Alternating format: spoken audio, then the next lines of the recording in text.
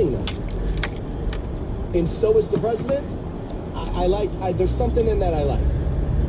There's something, again, it's not about, he knows what to do, he's so smart, he's putting them in the box. No, he did that in November, right? Like, he did all that in November. This isn't any of that.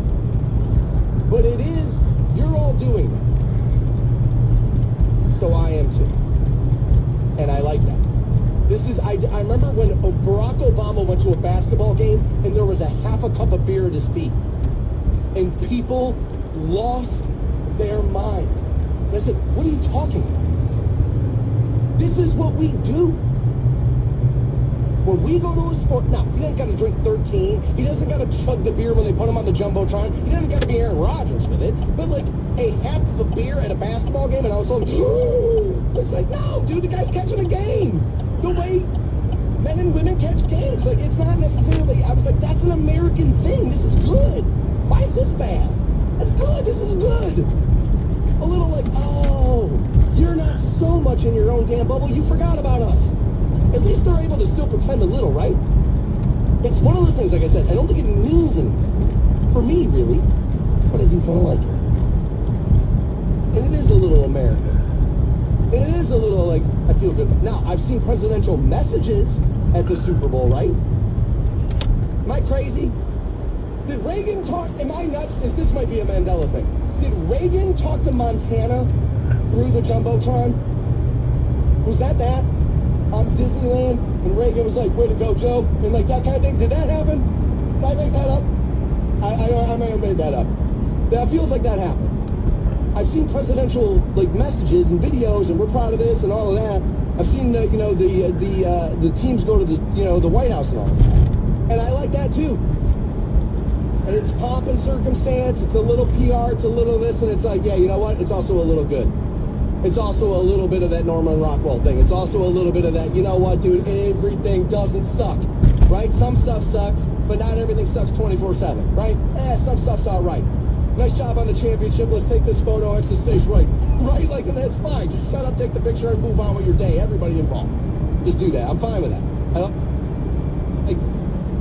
And like I said, I don't necessarily care, but I do look at this as like, well, man, like, this is what most Americans are going to be doing on their couch come Sunday. And the fact that he's going to be doing that, I don't think is a bad idea. And like I said, have him down there live tweeting the ref issues. And let me just tell you, please, please, please let that happen. The Stansberry Show. He's insane. Sleep with him. On Rock 106.9. iHeartRadio's. Teresa's going to rock the bank with you guys again, that at 10 a.m. It's a $1,000 keyword. You enter that at WRQK.com. For yourself some cash. Not bad. We've been talking about the fact that the current president, Donald Trump, is going to be the first sitting president ever to attend a Super Bowl. Man, I feel like we've seen presidents at big events. I mean, Obama hit some NBA games and some stuff. I feel like, back in the day, it was kind of common to see, like, the president throw out the first pitch at stuff. And now it's, a lot to be concerned about there. It's like, man, the Super Bowl feels like a pretty big event. And we talked about how, like, dude, I remember Reagan talking to Montana. Remember that, right? There was an interview with Reagan, I believe, at the '86 Super Bowl. I'm looking at a video here on YouTube of him doing the coin toss for the Super Bowl. Now, again, that was on videotape, right? That January 20th, 1985. And that from the Ronald Reagan Presidential Library. There's that. And there was an interview with him, and I do believe they aired that for the crowd at the Super Bowl. If memory serves. Now Aubrey was listening. She goes, "Jesus, dude, I'm a president at a Super Bowl." She goes, "That has got to be a security nightmare, right?" I can't imagine it's easy. They normally send crews in about a week out, right? Like, all right, where are the air ducts? Give me the blueprints. All right, show me the blueprints that aren't on file with the local government. Yes, every building has them. Show me the real ones, right? Where are they? And just let's be honest. And so you got to kind of go in and handle a lot of that. What I'm about to say is going to sound absolutely crazy. But if they can get Taylor Swift in and out of there, they can get him in. I know that sounds nuts, right? Now, you could say that people are more likely to want to hurt him your mobile app today? No, that's interesting. can I get the sausage, egg, and cheese bagel combo? Isn't Taylor Swift, is she going to walk past with the Bears an orange juice? Or is she going to walk past men in a football game? Is she going to walk past the Bears? Sausage, egg, and cheese bagel meal? Yes. Right? Aren't there more people who are looking to hurt Taylor medium, Swift please. than him? Right? Danger on every corner. Hey. Yeah, Bears versus dudes. Yeah. Right? Like, isn't there a little bit of that? That'd be it. Maybe. If they can get it barely. Didn't they have to do it in a box once? They put her in some road gears. I think that was fake. But, like, yeah, there's a little bit of a security concern there. Watch this. Imagine something happens with him and they can't play the game. Bro, you want to watch an approval rating plummet? Dude, let that happen. Oh my God. Homie thought, nah, you're not having a party and I'm not coming. I'm coming to the party, right? Goes up, knocks on the door, kicks it open, says, hey, look, dude, we brought another keg with us. And then something goes down and you can't have your party. Oh, that will not be good for approval ratings, man. Not at all. Now, if it's spun as like, well, we had to protect him and this and that, then maybe you get a 2-3 point bump there. All right, fair. But I think it goes the other way. I don't think that's all that likely. I think in a moment like that, they would not play the game. Because I think that would be like, no, dude, play the game so nobody knows what's happening. Right? That's how we keep them in the dark for a while, let them have their breads and circuses, and then we'll tell them about what happened here 3 days from now. They won't believe that story. 6 months from now, we'll have to come out on the back page and be like, all right, here's what really went down that night. Right? Like that's, I mean, like every other story in the history of the country, right? As I would imagine. Daily listener of mine, Dwayne, he's like, I feel like we can add another prop bet to the Super Bowl here, right? I was like, okay, lay it on me. Can't wait to hear it. He's like, you mean to tell me I'm not going to be able to gamble on whether or not Kendrick, like, disses him during the performance? Didn't even think about it. Now, here's the thing. My instinct is, I bet he got him. Right? Then my instinct was, I bet somebody already told him. Holmes, don't. Now, you tell a performer, don't. Fastest way to get a performer to go, all right, I'm doing that thing now. Like, we're literally children, dude. Like, and so, like, if you don't want us to do something, don't tell us not to do it. Like, whatever you do. Because now that's all we want to do. So, if they told him not to do it, could happen.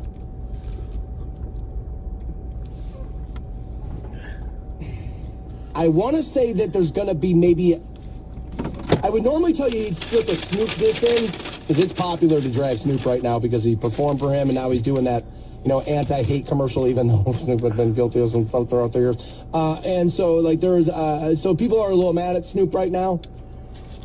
But they were really tight over that Not Like Us moment and the thing of L.A. and that whole thing and Kendrick, and, like, they seem to be buddies. So I don't think, I would have thought maybe, maybe a little, swipe at Snoop over that, but they're pals, so I don't, unless, and I don't know, I love Kendrick, but I would never tell you I know every song he's ever made front to back. If he's got a song that already messes with him in it, that maybe wasn't going to be in the medley, the information he's going could get it put back in a medley. I'm going to vote, I would bet it, no, that he will not. If it were me, and it is not, I would want to be able to look back on my life, deathbed, friends, family, kids, the whole thing, and have the performance at this huge moment the country has every year. I, for that year in that moment, was the center of this. And this is the performance. I would want that no way, shape, or form to be influenced by the moments of that particular day. Meaning, era. I would almost want it, this is a place to have been performed. I am a performer. Here was the performance.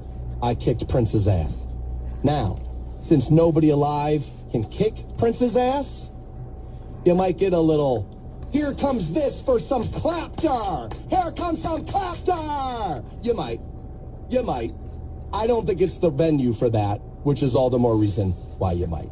Miss anything from this morning? Pick up the podcast that shortly at WRQK.com. Teresa's going to pass out a $1,000 Rock the Bank keyword that you enter at WRQK.com. You get the next one at 10 a.m. Aside from that, done for the day. Not back live again until tomorrow. Stay safe out there. Be good to one another. Do, in fact, meet me here tomorrow morning, 6 a.m. for Thursday's show on Rock 106.9. Hopefully you have a great afternoon, and hopefully you and I run into one another somewhere around this great city of ours. The Stansberry Show You're still going to put your foot in your mouth? on Rock 106.9. The spotlight is on you. This Saturday, February 22nd at 1:30 p.m. Eastern, the Pro Volleyball Federation's first All-Star match comes to the Indy metro area. See the league's best players take the court in the thrilling history-making showdown, hosted by the home of your Indy Ignite. Tickets start at just $30. Get yours now on Ticketmaster or through Fisher's Event Center box office. Open Wednesday through Friday, 9 a.m. to 4 p.m. Don't miss your chance to experience volleyball history live. The Pro Volleyball Federation All-Star match this Saturday at 1:30 p.m. Be there. The Philadelphia Eagles are Super Bowl champions. It's over! Fly, Eagles, fly! Celebrate the big win with the official licensed Super Bowl champions gear. Available now at NFLshop.com. The Eagles win it! Super Bowl 59! From jerseys to hats to must-have collectibles, we've got everything you need to rep your team with pride. Don't wait. These styles won't last. Shop now at NFLshop.com and gear up like a champion. It's Ryan Seacrest here, looking for ways to feel your best in 2025. I want to share one of my biggest and best tips. When I want to feel my best, I make sure to check my gut health. That's so important. It's why I drink Health Aid Kombucha daily. It's powered with probiotics, which helps me feel less bloated and more refreshed. With so many delicious flavors like pink lady apple, passion fruit tangerine, and ginger lemon. It's such an easy way to support my health. Look for the brown bottle with an anchor on it. Find it now at Walmart. Have you ever wondered what it would be like to have supervision, enhanced hearing, extraordinary reflexes, to be, dare we say, superhuman?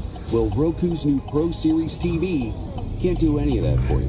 But with a 4K screen, side-firing speakers, and a blazing fast refresh rate, it'll sure feel like it. Elevate your entertainment using all your favorite apps like iHeart and play all your music, radio, and podcasts with the new Roku Pro Series. Your senses aren't better. Your TV is. The Stansberry Show, Rock 106.9.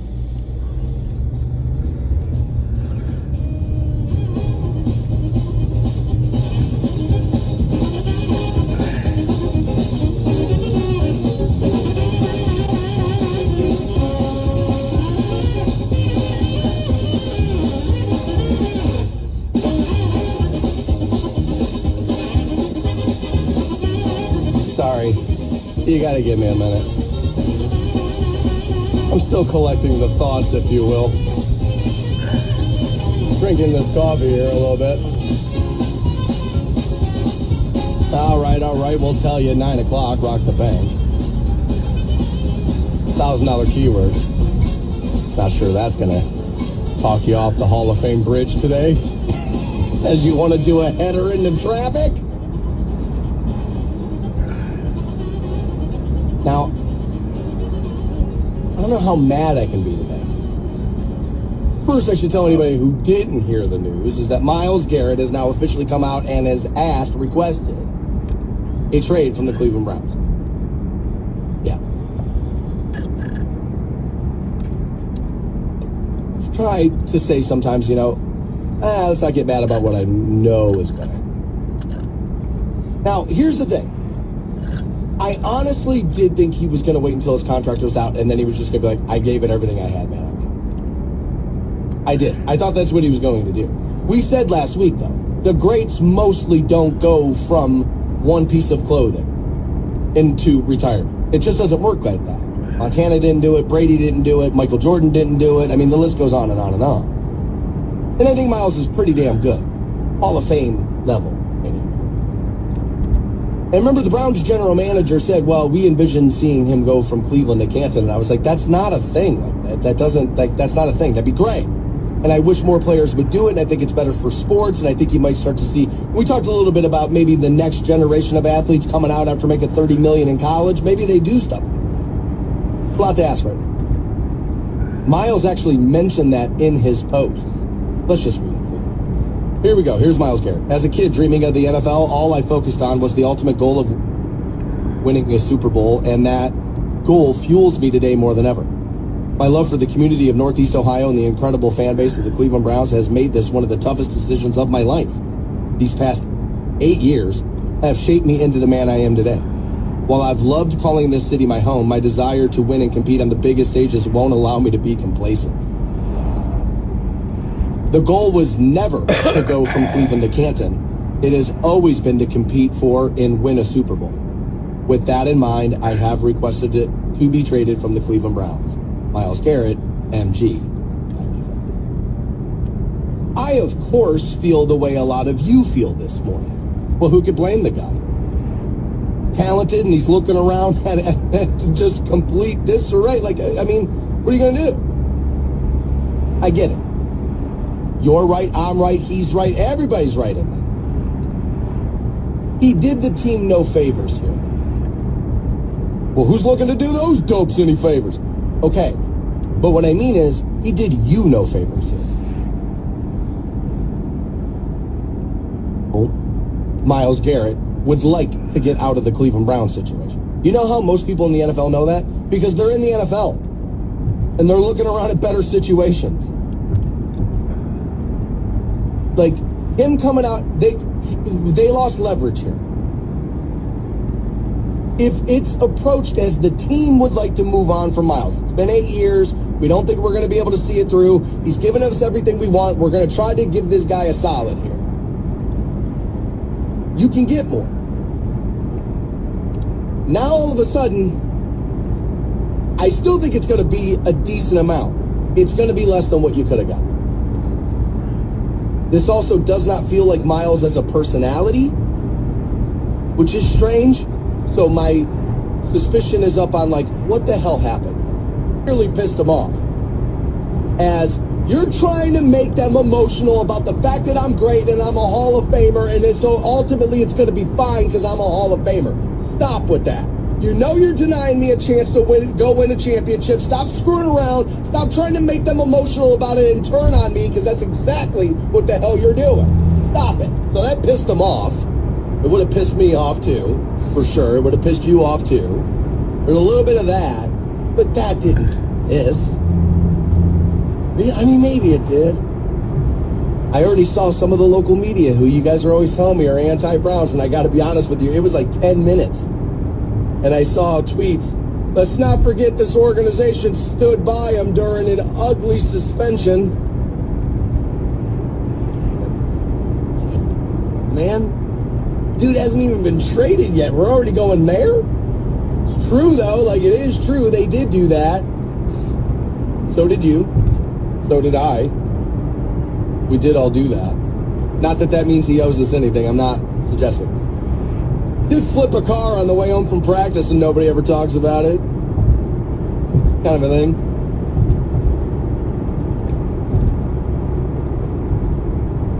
If the team's good, it doesn't even matter. And this is what I mean. If the team's really good, you could just tell yourself, all right, look, man, he's going to go somewhere else, he's going to be good, and he's going to be productive. But we're really good, and we need the value right now. So trade him, dude. It's been 8 years. We got the best of Myles. Dude, he's not going to get better as the years go on. He may get more success. He's not, but physically as a human being, he's not going to get better as the years go on. So we'll trade him. We'll get back what we're looking for here. We'll make another little bit of a run, and we'll see what we can do. That would be all right. The problem is you're not any damn good. And so, like, every last thing you get back for him, you need to hit. And you need every pick you have in this draft to hit. The likelihood of that is, well, not high. Not high. I also think Myles doing this now is him telling you something about the franchise. I think there's something that's right around the corner. You people were talking about it yesterday inside the situation just because of the shock of him saying, I want out. And I think it gives us an indication, a look into bigger, much bigger problems with this organization. And we'll take a look at that part of 7 o'clock. Also, 9 o'clock, like I said, Rock the Bank with you. Pass out that first $1,000 keyword. And the Netherlands is going anti-sissy. And we'll talk to you about that at 8 here on Rock 106.9. The Stansberry Show. Fat, drunk, and stupid is no way to go through life, sir. On Rock 106.9. Welcome back to the program. 9 o'clock, let's rock the bank together. I'll pass out that first $1,000 keyword, and you'll have $1,000. Not bad, right? 7 o'clock, we'll take a look at Myles Garrett wanting out of Cleveland. I think it tells us a lot about the next couple of months of the team and what he thought, which I don't think means great things for you and I, the fan. We'll get into it. Apparently, that's not the only NFL news. I don't love this. I really don't. I think one of the things the NFL gets a lot of credit for is the fact that it understands its fan base, and it doesn't push its fans to the coast as much as like the NBA does. Like, one of your best players in the NFL is in the middle of the country, it's in Kansas City. One of your biggest franchises is in Green Bay. Like, it's, you know what I mean? It has of NBA's international dominance. Tom Brady is the bigger star domestically, internationally, LeBron, and it's not close. The NBA is a bigger global sport. The NFL doesn't like that headline. And so they've been chasing a little bit more of that global fan base. I think, peril is probably a word that is too far, but I'm not sure it's the smartest thing. But we've seen games over across the pond in the UK, Mexico City, and now apparently the NFL's international takeover has no plans to stop, as according to the Herald Sun, the Melbourne Cricket Ground will host 3 total NFL games beginning in 2026.